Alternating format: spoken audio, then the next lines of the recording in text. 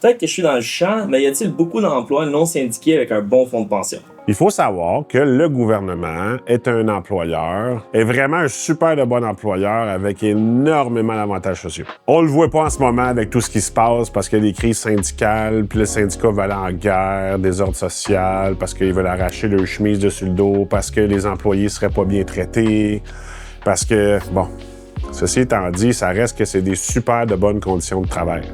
On oublie souvent que le fonds de pension à prestations déterminées, mettons là un entrepreneur, quelqu'un qui veut se bâtir un fonds de pension aussi élevé que celui d'un professeur, mettons, là, bien nécessairement, il faudrait qu'il accumule à peu près 1,5 million, voire 1,750 000 pour équivaloir à la même chose. Puis l'entrepreneur qui va faire son portefeuille à 1,5 million ou 1,750 000, vous dites « Ah, c'est un millionnaire! » Non, il l'a ramassé, c'est pour ses économies, là, pour vivre sa retraite. Là. Bien, lui, si le marché crash, bien le marché crash. Si ton fonds de pension a prestation déterminée, le marché crash, le gouvernement va continuer de te verser ta paye pareil.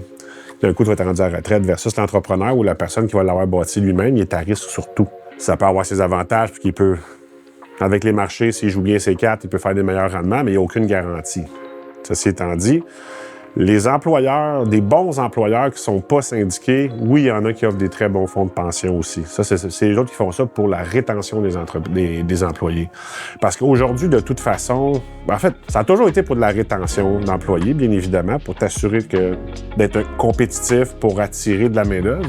Mais dans un monde comme aujourd'hui, les gens restent plus longtemps dans une entreprise. Fait que tu veux quand même être compétitif. Puis le fait de mettre une fonds de pension en place peut faire en sorte que ton employé veuille rester. Mais de plus en plus, les fonds de pension comme le gouvernement à prestations déterminées disparaissent. Pourquoi? Parce que ça coûte trop cher, justement, comme je disais tantôt.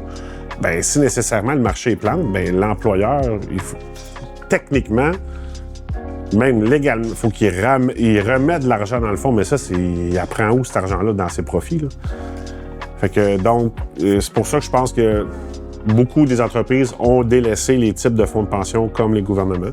Les gouvernements, bien, ça a l'air qu'ils ont les moyens de le faire. Fait.